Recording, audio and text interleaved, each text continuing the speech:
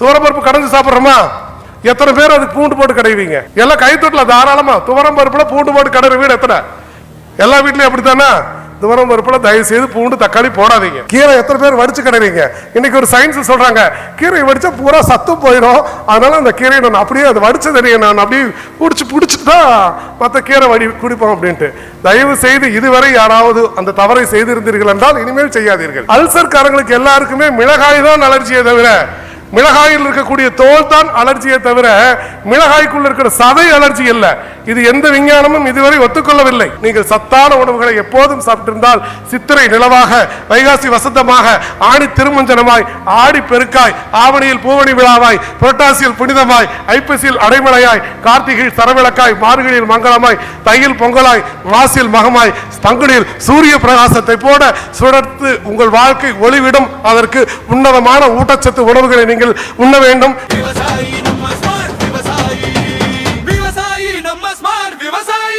அத்தனை நல்ல உலங்களுக்கும் என ஜோடி கைகளால் கோடி வணக்கத்தினை தெரிவித்துக் கொள்கிறேன். கையை கூப்பும் போதே தெரியலையா? ஜோடி கைகளுக்கு போது ரெண்டு கையும் சமமா இருக்கு இல்லையா?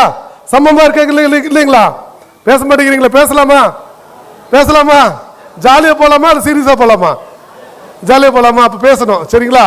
இப்ப பாத்தீங்கன்னா ரெண்டு கையும் இப்ப சமமா இருக்கா? 3 இடத்துக்கு பள்ளி அறைன்னு பேருங்க. ஒன்னு, ஆசான் தனது மாணவனுக்கு ஞானத்தை எனக்கு இணையாக நீ வர வேண்டும் என்று சொன்னால் அது ஞானதானம், அது பள்ளிக்கூடம். கணவனும் மனைவியும் இன்பத்தை பகிர்ந்து கொள்ளக்கூடிய அறைக்கு பெயர் பள்ளி அறை. மற்றதெல்லாம் சேர்ந்து பிறந்தால் அது படுக்கை அறை. பள்ளி அறை வேறு, படுக்கை அறை வேறு. இருவரும் இணையாக சமமாக இன்பத்தை பகிர்ந்து கொள்ளக்கூடிய இடம் பள்ளி அறை. 3வது பள்ளி அறை கடவுளின் கர்ப்ப கிரகம், அதற்கும் பள்ளி அறை என்று பெயர் உண்டு. பக்தன் தனது அன்பை அவருக்கு சமமாக கொடுப்பான், அதற்கு சமமான அருளை இறைவன் பக்தனுக்கு கொடுப்பான். இரண்டும் சமமானால் தான் அங்கு ஒரு அருளும் அன்பும் மிகுந்து நிற்கும். அதே போல இருக்கக்கூடிய இயல் தான் சமையல். அந்த சமையலை பத்தி தாங்க இன்னைக்கு நம்மளுக்கு ஈஷா நம்மளுக்கு வகுப்பு கொடுத்திருக்காங்க. ஊட்டச்சத்துக்களின் எண்ணிக்கை உணவின் அடிப்படையில் 27 இன்றியமையாத ஊட்டச்சத்துக்கள் இருக்கிற. எத்தனை ஊட்டச்சத்துக்கள்ங்க? நினைவுல நான் திருப்பி திருப்பி கேள்வி கேட்ப நீங்க சொல்லணும். எத்தனை ஊட்டச்சத்துக்கள் இருக்கு? 27 இன்றியமையாத ஊட்டச்சத்துக்களை ஞாபகம் வச்சுக்கிறதுக்கு ஒரு வழி சொல்லட்டுமா? 27 நட்சத்திரங்கள் ஜாதகத்தில் வச்சிருக்கிறாங்களா? ஜாதகத்தில் வச்சுக்கிறாங்களா? 27 தாது உப்புகளின் எண்ணிக்கை 27. அந்த 27ஐயும் நினைவு வைக்க முடியாது என்று சொல்லும் பொழுது நம்ம சித்தர்கள் எல்லாம் சொன்னாங்க, 27 தாது உப்புகளையும் நினைவில் வைக்க வேண்டாம், 27 தன்மைகளை நினைவில் வைத்துக் கொள்ளுங்கள், அதை 12ஆக சுருக்கி தருகிறோம் சொன்னாங்க. அப்ப 12ஆக சுருக்கும் பொழுது நீ உனக்கு நினைவு வைப்பதற்காக சொல்கிறேன், அது 12 ராசிகள். ஞாபகம் இருக்கா? மேசத்தில் ஆரம்பிச்சு எதுல முடியும்? மீனத்துல முடிகிறது. 12 ராசிகளும் 12 தன்மைகள். அப்பவும் நம்ம மக்கள் சொன்னாங்க, ஐயா இத்தனை தன்மைகளை நான் வச்சு என்னால உணவை எடுக்க முடியாது, எனக்கு உணவை எடுக்கிறதுக்கு எளிமையா இன்னும் கொஞ்சம் சுருக்கித்தாங்க அப்படின்னு கேட்டாங்க. அப்போ நம்மால் போய் பார்த்தாங்க. அப்போ சித்தர்கள் எல்லாம் உட்கார்ந்து ஆய்வு பண்ணி சொன்னாங்க, 9 கோள்கள் 7 தாதுக்கள் தான் உடம்புல இருக்கு. 7 தாதுக்களாக தான் நம்ம உண்ணும் உணவு நமக்கு உள்ளே பரிணமிக்கும். அந்த 7 தாதுக்களும் சூரியன் முதல் சனி வரை 7 கோள்கள், ராகு கேது என்று சொல்லக்கூடிய ஆண் சிக்கலமும் பெண் சுரோகணிதமும் சேர்ந்து 9. ஆக 9 கோள்களின் உங்களுடைய உணவு சத்துக்களை நான் பிரித்து தருகிறேன் என்று சொல்லும் பொழுது அப்பொழுதும் நம்ம மக்களுக்கு அது எளிமையா என்னால் நினைவு வைக்க முடியல, ஐயா இன்னும் கொஞ்சம் இறங்கி வாங்க அப்படின்னாங்க. அப்பதான் சித்தர்கள் சொன்னார்கள், 9 கோள்கள் வேண்டாம், 12 ராசிகள் வேண்டாம், 27 நட்சத்திரங்கள் வேண்டாம், உங்களுக்கு ஏற்ப உணவை 6 சுவைகளாக பிரித்து தருகிறோம் என்று சொன்னார்கள். எத்தனை சுவைகள்? 6 சுவை. திருப்பி சொல்லலாமா? முதல் சுவை என்ன? எடுத்தது அதைத்தான சொல்லுவீங்க, அதனாலதான் ஊர்பட்ட சக்கரை ஏறி கிடக்குது. இன்னைக்கு வீட்டுக்கு நான் ஒரே ஒரு கேள்வி கேட்கிறேன், நான் 100% ஆரோக்கியமா இருக்கிறேன்னு சொல்றவங்க மட்டும் கை தூக்குங்க. நான் 100% ஆரோக்கியமாக இருக்கிறேன். உண்மையாலுமே எங்களுக்கு பெருமையா இருக்கு. உங்களுக்கு அத்தனை பேருக்கும் என்னுடைய வாழ்த்துக்கள், பாராட்டுக்கள். கை தட்டி அவங்களை உற்சாகப்படுத்துங்க. எனக்கு இத்தனை பேர் ஆரோக்கியமா இருக்குன்னு சொல்றது பெரிய விஷயமா இருக்கு. அவங்க 6 விஷயமே சரியா சாப்பிட்டவங்களா இருப்பாங்க. ஏன் சொல்றேன் அப்படின்னா, இப்ப பாருங்களேன், இப்ப இந்த 6 சுவைகள்ல முதல் உப்பு என்ன? இனி உப்பு. 2வது புளிப்பு, 3வது கசப்பு, 4வது துவர்ப்பு, 5வது உவர்ப்பு, 6வது கார்ப்பு. இப்படி 6 உப்புகளையும் 6 சத்துக்களையும் 6ஆ பிரிச்சீங்கன்னா இந்த முன்னாடி இருக்கிற தன்மையெல்லாம் நீக்கிட்டீங்கன்னா பின்னாடி என்ன நிக்குதுங்க? உப்பு உப்பு உப்புன்னு நிக்குதா? இந்த உப்புக்கள் தாங்க உடம்பு இயக்கக்கூடியது. ஊத்த சதையடா உப்பிட்ட பாண்டபடான்னு அன்னைக்கே பாடிட்டு போயிட்டார் பட்டினத்தார். அப்போ அந்த ஊத்த சதை திருமூலர் பாடினது. அப்போ அந்த ஊத்த சதைக்கு உப்பிட்ட பாண்டமும் 6 உப்புக்களும் சமமாக இருந்தால் நோய் இல்லை. எல்லாரும் சித்த மருத்துவத்துக்கு போகும்போது ஒரு மண்டலம் பத்தியம் இருங்க அப்படின்னு சொல்லிடுவாங்க. பத்தியம் என்னன்னு தெரியுங்களா? நம்ம போனா இவர் வேற பத்தியம் வச்சிடறாரு, நம்ம நினைச்சது எல்லாம் சாப்பிட முடியலன்னு ஒரு நிர்பந்தம் எல்லாருக்கும். அப்படி இல்லை. 10 இயமங்கள் என்று சொன்னால் 6 சுவைகள். அந்த 6 சுவைகளையும் என்னால் நினைவு வைக்க முடியாதுன்னு சொல்லும் போதுதான் பஞ்சபூதங்களை வைத்து நிலத்தையும் வானத்தையும் விட்டு விட்டு கீழே இருக்கக்கூடிய நீர், நெருப்பு, காற்றுன்னு 3 பண்டங்களாக பிரிக்கிறார்கள். இந்த 3 தன்மைகளுக்குள்ளதான் எல்லா உணவும் அடக்கமாகணும். இப்போ 3 தன்மைகளுக்குள்ள இருக்கக்கூடியது 6 சுவைகளை 3 தன்மையாக பிரிக்கிறார்கள் சித்தர்கள். இப்ப இவங்ககிட்ட போய் கேட்கும் போது இந்த 3 தன்மைகளுக்குள்ள என்னென்ன வருது அப்படிங்கிறதா இன்னைய சமையலுடைய நாம் குறிப்பு கொடுக்க போறோம் உங்களுக்கு. இப்ப இந்த 3 தன்மைகள் உணவுகள் 6 சுவைகள். இந்த வாதம், பித்தம், கபம் என்ற நீர், நெருப்பு, காற்றுகிற 3 தன்மைகளுடன் நீர் என்ற ஒன்றும் சேர்ந்தால் 10 இயமங்களும் சரியாக இருந்தால் சத்தியமாக நோய் இல்லை. 10 இயமங்களையும் நீ சரியாக சாப்பிட்டீர்கள் என்றால் சத்தியமாக நோய் இல்லை என்று எங்கள் ஆசான் அடிக்கடி சொல்லுவாங்க. இப்போ அந்த 10 இயமங்கள்ல இப்ப நான் சொல்லக்கூடிய விஷயம் பாத்தீங்கன்னா, இப்போ 6 சுவைகளை சுருக்கிட்டோம், 3 தன்மைகளை அடைச்சிட்டோம். இப்ப பொதுவா நம்ம எடுக்காத சுவை 2 சுவை. என்ன சுவை சொல்லுங்க பார்ப்போம்? அதிகமா நம்ம உணவில் சேர்த்து கொள்ளாத சுவை என்ன சுவை சொல்லுங்க? சொல்லுங்க சொல்லுங்க, நல்லா இருக்கு கேட்கறதுக்கு. துவர்ப்பு, கசப்பு. சபாஷ், எல்லாம் உங்களுக்கே ஒரு தடவை கை தட்டிக்க. தாராளமா தட்டலாம். தட்டினாலும் கை நம்ம கிட்ட தான் இருக்கும். கையை தட்டினீங்கன்னா ஹார்ட் அட்டாக்கே வராது. இப்போ நம்ம 2 சுவை எடுக்கிறது இல்லையா? அந்த கசப்பு துவையும் துவர்ப்பு சுவையும் எடுக்கிறது இல்லை. அப்புறம் எப்படிங்க சமையல் ஆகும்? எப்படி சமையல் ஆகும்? சமையல்லாம் 6 சுவை சேர்ந்தா தான் சமையல். இப்ப 4 சுவை சேர்ந்தது சமையலா? ஒரு இயல் இருந்தது, ஒரு சமம். ஒரு நாடுகளும் இன்னொரு நாடுகளுக்கும் தானத்தில் சிறந்த தானம் என்னன்னு கேட்டீங்கன்னா என்ன சொல்லுவீங்க? தானத்தில் சிறந்த தானம் சமாதானமா? அன்னதானம். அடுத்தது எல்லா தானம் சொன்னீங்கன்னாலும் கடைசியில் 2 நாடுகள் போட்டுருச்சு. நமது பிரதமர் ஐயா தான் போய் 2 பேருக்கு சமாதானம் பண்ணி இப்ப அதை முடிவு கொண்டு வந்துக்கிறாங்க. அப்ப தானத்தில் மிகச்சிறந்த தானம் சமாதானம். அந்த சமாதானம்ங்கிறதுக்கு போது சமமாக இருக்கும் போது உணவில் மட்டும் சமமாக இல்லை என்றால் நோய். அப்போ எது எல்லாம் சமமாக இருக்க வேண்டும் என்று சொன்னால் இந்த 3 தன்மைகள் சொன்னேன். 3 தன்மைகள்ல ஒன்னு நீர், இன்னொன்னு நெருப்பு, காற்று. நெருப்பை மையமா வச்சுக்கங்க. நீர் என்பது நெருப்புடன் சேரலாம். பண்டங்களை 3ஆக பிரிக்க பழகிக்கொள்ள வேண்டும். அதற்கு பதார்த்த குண சிந்தாமணியை நீங்கள் படிக்க வேண்டும். திருமந்திரத்தை படிக்க வேண்டும். ஏன்னா யார் படிக்கிறாங்கன்னா நோய் வாய்ப்பட்டவங்க யாரும் படிக்க மாட்டாங்க. படிக்காதவங்களுக்கு எல்லாம் நோய் தான். இன்னைக்கு என்னன்னா பாரம்பரிய சமையல் முறையில இந்த 3 தன்மைகளையும் எங்க பாட்டி அழகா கொடுப்பாங்க. வயிற்றுல அல்சர் கம்ப்ளைண்ட் வந்துருச்சு, உடனே நம்ம டாக்டர்கிட்ட போறோமா, அவர் என்ன சொல்லுவாரு? போனதையும் உப்பு புளி காரம் சாப்பிடாத சொல்றாரா? உப்பு புளி காரம் சாப்பிடாதுன்னு சொன்னா சாப்பிட முடியுமா? உணவுல உப்பு புளி காரம் இல்லாம யாராச்சும் சாப்பிட முடியுங்களா? சாப்பிட முடியாதுல்ல. அப்போ உப்பு புளி காரம் சாப்பிடுன்னு சொல்ல தெரிந்த அலோபதி மருத்துவத்திற்கு தோற்பு, கசப்பு, இனிப்பை சேர்த்து சாப்பிடுன்னு சொல்ல தெரியல. அதுதான் நோய். இப்ப நோய் உணவுகளை நீங்க சரியா மருந்தா பயன்படுத்த மறந்ததன் விளைவுதான் இன்னைக்கு ஊர்ல 2 இட்லி கடை இருந்தா நம்ம சொன்ன மாதிரி 3 மருந்து கடை ஓபன் பண்ணிடலாம்.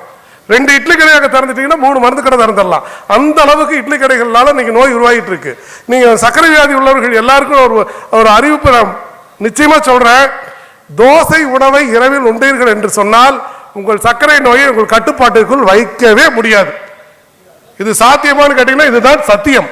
நீங்க வேணா உங்க வீட்டுல போய் 3 நாளைக்கு விடாம தோசை சாப்பிடுங்க, உங்க மாத்திரை சாப்பிடுங்க, போய் செக் பண்ணுங்க உங்க ரத்தத்துல சர்க்கரை அளவு எவ்வளவு இருக்குன்னு பாருங்க.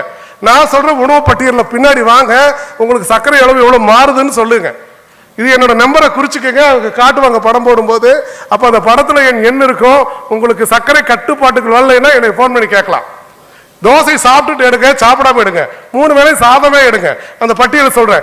இப்போ 6 சுவைகளும் உள்ள உணவு அப்படின்னு சொல்லும் போது நமக்கு எது நம்ம பட்டியலில் கொண்டுட்டு வர்றோம் அப்படின்னா, முதல் பட்டியல் துவரம் பருப்பு கடைஞ்சு சாப்பிடக்கூடிய பழக்கம் நம்ம இருக்கா? துவரம் பருப்பு கடைஞ்சு சாப்பிட்றோமா? எத்தனை பேர் அதுக்கு பூண்டு போட்டு கடைவீங்க? எல்லாம் கைத்தொட்டில் தாராளமா. துவரம் பருப்புல பூண்டு போட்டு கடைற வீடு எத்தனை? எல்லா வீட்லயும் அப்படித்தானே? துவரம் பருப்புல தயவு செய்து பூண்டு தக்காளி போடாதீங்க. பூண்டு தக்காளி போட்டீங்கன்னா உங்களுக்கு எல்லாம் என்ன நினைச்சிட்டு இருக்கிறீங்கன்னா, பருப்பு வாயு, அதை நான் கலைப்பதற்காக பூண்டை போடுகிறேன். அட மனுஷர்களா, அது பருப்பு வாயு. என்ன வாயு? பூண்டு 2 இடத்துல தான் வேலை செய்யும். ஒண்ணு புளி, இன்னொன்னு பால். எங்கெல்லாம் புளிப்பு சுவை வருகிறதோ அங்கெல்லாம் பூண்டு நல்லா உங்களுக்கு பாஸ்பரஸாக மாறும், இல்லைன்னா சல்ஃபரா மாதிரி போயிடும். எங்கெல்லாம் பால் வருதோ பாலில் பூண்டு சேர்த்து வேக வைக்கலாம், பால் நல்ல விதமாக மாறும், பூண்டும் நல்ல தன்மையை கொடுக்கும். அதை விட்டுட்டு நீங்க துவரம் பருப்புக்குள்ள பூண்டை போட்டு கடைஞ்சிங்கன்னு வச்சுக்க கடைறீங்கன்னு வச்சுக்கோங்க, கடைஞ்சி சாப்பிட்டீங்கன்னா அல்சர் உருவாயிரும். ஆனா எப்ப நீங்க பூண்டு சாப்பிடணும் அப்படின்னா அதே கடைஞ்ச பருப்பு வைக்கிறீங்களா, கடைஞ்ச பருப்புல அப்படியே வச்சுட்டு அந்த பருப்பு தண்ணியை வடிச்சு அப்படியே தக்காளி கொஞ்சம் அப்படியே கரைச்சி உள்ள ஊத்தி அதுல கொஞ்சம் மிளகு, கொஞ்சம் சீரகம், கொஞ்சம் மஞ்சள் போட்டு அதை அப்படியே பூண்டு தட்டி போட்டு அதை வச்சு சாப்பிட்டீங்கன்னு வச்சுக்கோங்க, 6 சுவை அதுலதான் இருக்குங்க.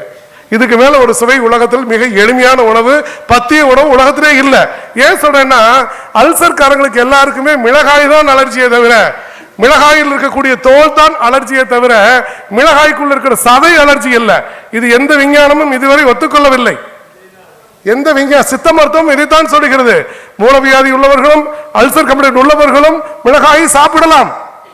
மிளகாய் எப்படி சாப்பிட வேண்டும்னா கிள்ளி போட்டு பருப்பு கடையும் போது பருப்புல மிளகாய் கிள்ளி போட்டு வேக வச்சிருங்க. வெந்ததுக்கு அப்புறம் அந்த பருப்புல அப்படியே வெந்து அப்படியே பழமாட்டு இருக்கும். உங்களுக்கு வேணுங்கிற காலத்துக்கு அப்படியே பிதுக்கினீங்கன்னா பேஸ்ட் மாதிரி வெளியில வரும், டூத் பேஸ்ட்ல வர்ற மாதிரி. அந்த பேஸ்ட் எடுத்து போட்டு அப்படியே நீங்க நெய் ஊற்றி அந்த பருப்புல அப்படியே பசஞ்சு 3 வாய் சாப்பிட்டுறீங்க அப்படின்னா எப்பேற்பட்ட அல்சருக்கும் அது சிறந்த மருந்தாக மாறும். எப்பவுமே அது கூட பூண்டை போட்டுட்டு அந்த மிளகாய் தூளாக போட்டீர்கள் என்றால் அல்சரை பெருக்கும். அல்சரை பெருக்குவது மிளகாய் தூள் தான், மிளகாய் தோல் தானே தவிர மிளகாய்க்குள்ள இருக்கக்கூடிய பழம் அல்ல. இதை புரிந்து கொள்ள வேண்டும். 2வது பாத்தீங்கன்னா கீரை கடையிறமே நம்ம வீட்டுல எத்தனை பேர் கீரை வடிச்சு கடைறீங்க? கீரை எத்தனை பேர் வடிச்சு கடைறீங்க? இன்னைக்கு ஒரு சயின்ஸ் சொல்றாங்க கீரை வடிச்சா பூரா சத்தும் போயிடும், அதனால அந்த கீரையை நான் அப்படியே அது வடிச்ச தண்ணியை நான் அப்படியே பிடிச்சிட்டு தான் மற்ற கீரை குடிப்போம் அப்படின்ட்டு. தயவு செய்து இதுவரை யாராவது அந்த தவறை செய்திருந்தீர்கள் என்றால் இனிமேல் செய்யாதீர்கள். கீரை கடைவதற்கு ஒரு முறை நான் சொல்லி தருகிறேன். இந்த முறையில் கீரை செய்து பாருங்கள். யாருக்காவதும் பைல்ஸ் கம்ப்ளைண்ட் இருந்துச்சு அப்படின்னா நான் சொல்ல முறையில 3 நாட்களில் உங்களுக்கு நிவாரணம் கிடைக்கும். உணவு தான் மருந்து. நீங்க உணவில் நோய் தேடி மருந்தில் குணம் தேடும் மதிகட்ட மாநில இனம்னா நம்ம தான். நோயை உணவுல தேடிட்டு மருந்து நிவாரணத்தை மருந்துல போய் தேடிட்டு இருக்கிறோம். நியாயமா? ஒண்ணு இல்ல. சர்க்கரையில குறைந்த சர்க்கரை அளவு குறைந்து ஒரு ஜிலேபி சாப்பிட்டுட்டாங்க அப்படின்னா உடனே சர்க்கரை ஏத்துறதுக்கு என்ன பண்றோம்? ஒரு ஜிலேபி ஒரு மைசூர் பாக் போட்டு உடனே ஏறிடுதா? அது உணவு தானே. அந்த உணவு ஏத்துது அப்படின்னா அதற்கு மாறுபட்ட இன்னொரு உணவு உங்களுக்கு அது இறக்கணுமா வேண்டாமா? அந்த உணவு ஏன் நம்ம இன்னைக்கு வரைக்கும் தெரிஞ்சுக்கணும். கடைஞ்ச கீரையில எத்தனை பேர் பூண்டு போட்டு கடைறீங்க? தாராளமா கை தூக்கலாம். கடைஞ்ச கீரையில எத்தனை பேர் பூண்டு போட்டு கடைறீங்க? எத்தனை பேர் தக்காளி போட்டு கடைறீங்க? தயவு செய்து இனிமேல் விட்டுருங்க. ஈஷா மண் காப்போம் இயக்கம் உங்களுக்கு ஒரு போனஸ் கொடுத்துட்டு போகுது. என்ன போனஸ் தெரியுமா? கடைஞ்ச கீரையில நான் சொல்ற முறையில மட்டும்தான் கீரை சமைக்க வேண்டும். 1/4 கிலோ கீரை இருக்கு அப்படின்னா 1 லிட்டர் நீர் சேர்க்க வேண்டும். 1 லிட்டர் நீரை எப்போதும் கொதிக்க வைக்க வேண்டும். எப்பவுமே நம்ம ஒரு உணவு பழக்கத்தில் இப்ப குக்கர் வந்ததுக்கு அப்புறம் ஒரு பிரச்சனை ஆயிட்டு இருக்குது. என்ன பிரச்சனை வரீங்களா? பச்சை தண்ணியில அரிசி போட்டு அடுப்புல வச்சிருது. ஐயா உலக வச்சதுக்கு அப்புறம் தானே நம்ம காலத்துல அரிசி போடுவாங்க, உல வச்சு தானே சோறாக்குவாங்க, உல வச்சு தானே காய்கறி பருப்பெல்லாம் வேக போடுவாங்க. இன்னைக்கு யாராச்சும் உல வைக்கிறாங்களா? குக்கர்ல வச்சு விசில் அடிக்குது, கூட சேர்ந்து இவனு விசில் அடிச்சுட்டு போயிடுறான். இன்னைக்கு அதுதான் அடிக்குது நாட்டுல. நான் அதுக்குள்ள வரல. ஆனாலும் இன்னைக்கு நடைமுறையில எது சாத்தியம் அப்படின்னு பாத்தீங்கன்னா 1/4 கிலோ அளவுக்கு கடைந்த கீரை எடுத்துக்கிறீங்க அப்படின்னா 1 லிட்டர் தண்ணி வைங்க. தண்ணி கொதிக்கும் பொழுது ஒரு 2 ஸ்பூன் சீரகத்தை அதில் போடணும். 2 ஸ்பூன் சீரகத்தை போட்டுட்டு ஒரு 4 பச்சை மிளகாய் போட்டுட்டு அந்த கீரையை எடுத்து அதில் போட்டு நல்லா கரண்டி வச்சு குத்தி விடுங்க. கீரையை தயவு செய்து மூடி வச்சு வேக வைக்க கூடாது.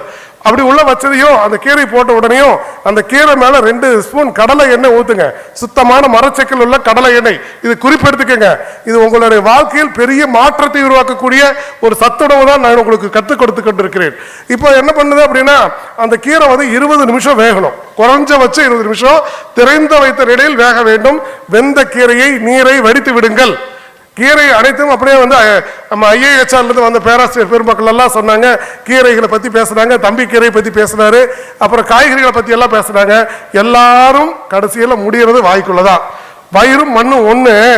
ஏன்னா மண் எதை போட்டாலும் மறுப்பே சொல்லாம வாங்கிக்கும். நம்ம வயிறும் அதே மாதிரி தான். எப்படி செரிக்க முடியாத கொடுத்தாலும் வாங்கி செரிச்சு கீழே தள்ளிடுது. ஆனாலும் நம்ம அதுக்கு இணக்கமானதை கொடுத்தால்தான் வணக்கம் சொல்லும் போது வா நீயும் நானும் இணக்கமாக இருப்போம் என்பதுதான் வணக்கம் என்பது பொருள். அதுபோல் நம் வாய்க்குள் அனுப்பக்கூடிய அனைத்து உணவுகளும் நமக்கு இணக்கமாக மாற வேண்டும் என்று சொன்னால் அது இணக்கமாக அனுப்ப வேண்டும். நோய் நாடி நோய் முதல் நாடி அது தணிக்கும் வாய் நாடி வாய்ப்பச்சை. வாயிலே நாடி இருக்குங்க. என்ன நாடி தெரியுமா? எந்த உணவை எல்லாம் சாப்பிட்டவுடன் உங்களுக்கு நாக்கு தண்ணி குடிக்கணும்னு தோணுதோ அந்த உணவெல்லாம் உங்களுக்கு உப்புச்சத்தாக உடம்புல மாறிவிட்டது, உங்களுக்கு ஒவ்வாமை ஏற்படுத்துறதுக்கு தயாராயிடுச்சுன்னு அர்த்தம். இப்போ அந்த கீரையில பாத்தீங்கன்னா நான் கடலை 2 ஸ்பூன் ஊற்ற சொன்னேன். 120 நிமிஷம் வெந்ததையும் அந்த எண்ணெய் வடிச்சிருங்க, தண்ணி வடிச்சிருங்க. கடலை எண்ணெய் கீரையில் இருக்கக்கூடிய உப்பை மட்டும் பிரிக்க விடும், சத்துக்களை பிரிக்க விடாது. இந்த முறையில் அந்த எண்ணெயை வடிச்சிட்டு தண்ணியை வடிச்சிட்டு அந்த கீரையில 1/4 கிலோ கீரைக்கு சுமார் 150 கிராம் சின்ன வெங்காயம், பெரிய வெங்காயம் தயவு செய்து போடாதீர்கள். சின்ன வெங்காயம் குளிர் நிலையில் இருக்கக்கூடிய உடம்பை உஷ்ணத்தை தணிக்கக்கூடியது, பெரிய வெங்காயம் உஷ்ணத்தை அதிகப்படுத்தக்கூடிய தன்மையில் இருக்கக்கூடியது. இப்போ பார்த்தீங்க அப்படின்னா அந்த சின்ன வெங்காயம் இவ்வளோ பச்சை வெங்காயத்தை தட்டி போட்டு அந்த கீரையை அப்படியே மத்து வச்சு நல்லா கடைஞ்சு சாப்பாடு சூடாக செஞ்சு அந்த சாப்பாட்டு மேலே அந்த கீரையை எடுத்து வச்சு 2 ஸ்பூன் தேங்காய் எண்ணெயை அதன் மீது மீண்டும் ஊற்ற வேண்டும். இந்த கீரை சாப்பிடும் போது தொட்டுக்கிறதுக்கு அப்பளம், ஊறுகாய், பொரியல், ரசம், கூட்டு எந்த இதுவுமே நம்ம தொடக்கூடாது. கீரையை ஒரு நாளைக்கு 2 வேளை எடுக்க வேண்டும். நீங்க எப்ப கீரை செஞ்சீங்கனாலும் 2 வேளை கீரை எடுக்க. காலையில் எடுத்தீங்கன்னா அதே கீரை மதியம். இரவு கூடாது, கீரை உணவு இரவு கூடவே கூடாது. நான் போன வாரம் ஒரு அலோபதி டாக்டர் பேசிட்டு இருந்தாரு, நான் அசைவமே செரிமானமாகி விடுகிறது, இந்த எளிமையான கீரை உங்களுக்கு செரிமானம் ஆகாதான. ஆனால் கூறுகட்ட பயில நாங்கள் ஆண்டாண்டு காலமா அசைவம் லைட் போனதுக்கு அப்புறம் சாப்பிடாதுன்னு சொல்லிட்டு இருக்குது. சித்த மருத்துவம் என்ன சொல்லிட்டு இருக்குதுங்க? இரவு வெயில் உங்கள் மேல் பட வரைக்கும் தான் அசைவம் உங்களுக்கு உடம்புக்குள் அது புரதமாக மாறும், இல்லைன்னா அது கொழுப்பா மாறி போயிடும். இன்னைக்கு இளம் வயது மரணங்கள் ஏன் ஏற்படுகிறது? நாட்டுக்கோழி அடிச்சு நாக்கு சொட்ட சமைச்சு நல்லெண்ணெய் ஊத்தி கொடு ஆத்தா பச்சை உடம்பு காரி பார்த்து நடக்க சொல்லுங்க. எப்படி அழகா ஒரு பாட்டில் வைரமுத்து கொண்டு வந்து வச்சாரு. இன்னைக்கு நாட்டுக்கோழினா என்ன வேணும்? அதுக்கு நாட்டுக்கோழிக்கு என்ன வச்சு சமைக்கணுங்க சொல்லுங்களேன். என்ன ஆயிடும்? நல்லெண்ணெய் ஊத்தி. என்னைக்காச்சும் சில்லி சிக்கன் நல்லெண்ணெய் பொறிச்சு தரானா? கீழையும் பல்ப் எரியுது, வயிறும் எரியுது, கீழையும் பல்ப் எரியுது. போட்ட பல்பு பூரா மிளகாத்தூள்ல போயிருச்சு. நல்லெண்ணெய் எங்க போச்சுன்னே தெரியல. கோழியை மூலவியாதிக்காரங்க கோழி சாப்பிடாதீங்க, அல்சர் இருக்கிறவங்க கோழி சாப்பிடாதீங்க சூடுன்னு சொல்றாங்க. நான் சொல்லித்தரேன், அல்சருக்கு மருந்தே கோழிக்கறி தான். அல்சருக்கு மருந்தே கோழிக்கறி தான், மூலநோய்க்கு மருந்தே கோழிக்கறி தான். நான் சொல்ற முறையில் சமைச்சு சாப்பிட்டு பாருங்க, அடுத்த நாள் உங்களுக்கு உடல் மாற்றம் ஏற்படுதா இல்லையான்னு. கோழி எடுங்க, வேக வைங்க. வேக வைக்கும் போது அதுல நல்லெண்ணெய் ஒரு 4 கரண்டி நல்லெண்ணெய் விட்டு வேக வைங்க. வெந்த போது மஞ்சளும் உப்பும் போடுங்க. அதுல காரத்துக்கு மிளகுத்தூள் மட்டும் போடுங்க. இது மூலவியாதிக்கும் அல்சருக்கும் சிறந்த அருமருந்தாக இந்த கோழி பதார்த்தம் உங்களுக்கு அமையும். இதை விட்டுட்டு நீங்க வாட்டுக்கு போட்டு அப்படி மிளகாத்தூளை போட்டு அப்படியே வறுத்து எடுத்து சாப்பிட்டீங்கன்னா அது எங்க போய் உங்களுக்கு வயிற்றுல மேலும் மேலும் உபாதையை கொடுக்கக்கூடியதாக அது மாறும். இன்னைக்கு பாத்தீங்க அப்படின்னு சொல்லி சொன்னா மாம்பழம் அப்படியே ஒருத்தர் கேள்வி கேட்டாங்க. யாருமா அது மாம்பழத்தை பத்தி மதிப்பு கூடுறதை பத்தி கேட்டவங்க? எல்லா பழங்களும் இருக்கு, மாம்பழம் மட்டும் மான்னா பெருசு, மாநிலம்னா பெரிய இடம் அர்த்தம், மாவட்டம்னா பெரிய நிலப்பரப்புன்னு அர்த்தம். அப்படின்னு மாங்கிற பேர் எதுலாம் சேருதோ அதெல்லாம் பெருசுன்னு இருக்கும்போது இருக்கிற பழங்கள்லயே பலாப்பழம் தானே சார் பெருசு? பலாப்பழம் தானே பெருசு. அப்படியே இத்தனோடு இருக்கிற மாம்பழத்துக்கு மாம்பழம்னு பேர் வச்சாங்க. ஏன் அதுக்கு மாம்பழம்னு பேர் வச்சாங்க? உலகத்தில் மா பலா வாழைன்னு தமிழன் முதல்ல மா பலா வாழையத்தான் வச்சான், மாவை தான் முதல்ல வச்சான். வேண்டிய மாம்பழத்தை கணபதிக்கு அந்த வெள்ளி பனிமலையர் கொடுத்ததற்கு, வேண்டிய மாம்பழத்தை கணபதிக்கு அந்த வெள்ளி பனிமலையர் கொடுத்ததற்கு, ஆண்டியின் கோலம் கொண்ட ஒரு வீடு அவன் அமர்ந்த பழனி ஒரு படை வீடு, அறுபடை வீடு கொண்ட திருமுருகா. ஒரு மாம்பழத்துல என்ன சயின்ஸை அன்னைக்கு புராணத்துல வச்சாங்க தெரியுமா? ஏன்னா இந்த விநாயகருக்கும் மாம்பழத்துக்கும் காரைக்காமையாருக்கும் சிவனுக்கும் மாம்பழத்தை கொடுத்தாங்க அப்படின்னு சொல்லிட்டு, மாம்பழத்துல மட்டும்தான் 6 சுவைகளும் உள்ளது. மற்ற எந்த பழங்களிலும் 6 சுவை கிடையாது. பிஞ்சில கடிச்சு பாலை எடுத்து நாக்கில் வச்சு பாருங்க, காரம் அடிக்கும். பிஞ்சை கடிச்சு பாருங்க, துவர்க்கும். கொஞ்சம் முதல்ல அப்படி பார்த்தீங்கன்னா புளிக்கும். தோல் வந்து தோற்பு கசப்பு, பழுத்துருச்சுன்னா இனிப்பு. 6 சுவை வந்துருச்சுங்களா? இந்த தத்துவத்தை இவர்களுக்கு உணர்த்தணும் அப்படின்னு சொல்லித்தான் அந்த மாம்பழத்துக்கு ஒரு போட்டி வைக்கிறாங்க. உலகத்தை அம்மையப்பன் என்றால் என்ன, உலகம் என்ற கதை உங்களுக்கு தெரியும் எல்லாருக்கும். இப்போ வந்து என்ன பண்றாரு, முருகன் வந்து இந்த மாம்பழத்தை போய் நான் உலகம் பூரா சுத்திட்டு வரேன் மயில் எடுத்துட்டு கிளம்பிட்டாரு. ஞானத்தின் முச்சமான விநாயகர் என்ன பண்றாரு, அம்மா இது சாப்பிட்டா என்ன கிடைக்கும்னு கேட்கிறாரு. மாம்பழத்தை சாப்பிட்டா என்ன கிடைக்கும்? அறுசுவை சாப்பிட்டா என்ன கிடைக்குங்க? அறுசுவை சாப்பிட்டா என்ன கிடைக்கும் உடம்புக்கு? என்ன சொல்ல மாட்டேங்கிறீங்க? சக்தி கிடைக்குமா? சக்தி இல்லையா? சிவனும் சக்தி எங்க இருக்கிறாங்க? பக்கத்தாடியா உட்கார்ந்திருக்கிறாங்க. அம்மையப்பன் என்றால் என்ன, உலகம் என்றால் என்ன? சித்தம் தெளிந்தார்க்கு ஜீவன் சிவலிங்கம். திருமந்திரத்தில் அழகா சொன்னார் இல்லையா, உடம்பை வளர்த்தேன் உயிர் வளர்த்தேன். அந்த உடம்பை வளர்க்கும் உபாயம் நான் கண்டுட்டேன். எப்படி இந்த உடம்பை வளர்க்கிற உபாயம் கண்டுட்டேன். உடம்பை வளர்த்தேன் உயிரையும் வளர்த்தேன்கிறார் அவரு. வள்ளல் பிரானருக்கு வாயில் கோபுரவாசல், தெல்ல தெரிந்தாருக்கு சீவன் சிவலிங்கம். திருமந்திரம். உள்ளமே கோயில், ஊனுடம்பே ஆலயம். இந்த ஊன் உடம்பு இருக்கு பாத்தீங்களா, அதுதான் ஆலயம், உள்ளம் தான் கோயில். அப்போ உங்களுக்குள்ள ஜீவன் என்கிற சிவம் இருக்கணும். அப்படின்னா என்ன இருக்கணும்? உங்களுக்கு உணவு உயிரா மாறணும்.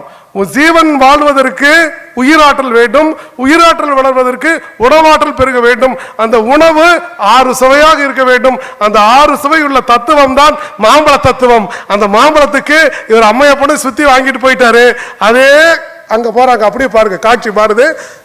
காரைக்காலுக்கு வாங்க, அங்க ஒரு மாம்பழம் பரமதத்தன் கொண்டு வந்து காரைக்கால் அபியாருக்கு கொடுத்துட்றாங்க. 2 பழம் அங்க வருது. ஒரு பழத்தை வந்து அவங்க சிவனடியாருக்கு கொடுத்துட்றாங்க. பக்தியை சோதிக்க வந்த சிவன் அந்த அம்மாட்ட கொடுத்துட்டு 2வது வந்து இவர் வந்து பழம் கேட்கிறாரு. ஒரு பழத்தை அறுத்து கொடுக்குறாங்க. ரொம்ப அருமையா இருக்கு. இன்னொரு பழம் வேணுங்கும் போது இந்த பழத்தை வந்து மீண்டும் அவர் வந்து நம்ம இந்த மாதிரி கொடுத்துட்டேங்காட்டி ரொம்ப அருமையா இருக்கு. நாங்க கணவனுக்கு உடனே அந்த பழம் வேண்டும் இறைவன் இறைஞ்சுறாங்க. இறைஞ்சனே கைக்கு பழம் வருது. அந்த பழம் வந்த உடனேயுமே அதை அறுத்து சாப்பிட்றாங்க. முன்னை வளர்த்தவரை இந்த பழம் சுவையாக இருக்கிறது. இப்படிப்பட்ட பெண் எனக்கு தாயானவள், நீ தெய்வாம்சம் பொருந்தியவள் சொல்லி போட்டு பரமதத்தன் வித்துட்டு போயிட்டான். அவ்வளவு சக்தி வாய்ந்த பழம். இந்த பழத்தினால தன் இளமையவே இழந்தவர் காரைக்கால் அம்மையார். அங்க போற கைலாசத்துக்கு அப்பாங்கிறா, அந்த ஆள் அம்மாங்கிறாரு. என்ன வேணும்னு கேட்டா பிறவாமை வேண்டும்னா, பிறந்தால் உன்னை மறவாமை வேண்டும்னா, மறந்தால் உனக்கு என்ன வேண்டும், மேல் என்ன வேண்டும் கேட்டா நீ கால் தூக்கி ஆட வேண்டும், உன் காலடியில் நின்று பாட வேண்டும்னா ஒரு மாம்பழத்தை கொடுத்து ஒரு சத்துணவை கொடுத்து சிவனையே ஆட வைத்த பெருமை அம்மையார் காரைக்கால் அம்மையாருக்கு உண்டு என்று சொன்னால் அது உணவின் மகத்துவம். எப்படி பாடினாங்க தெரியுமா? சிவன் அங்கிருந்து வர்றாரு, காரைக்கால் அம்மையார் இங்க இருக்கிறாங்க. அவங்க வந்து காலை தூக்கி நடமாடுறாங்க. இந்த அம்மா அடி நின்று பாடுறாங்க.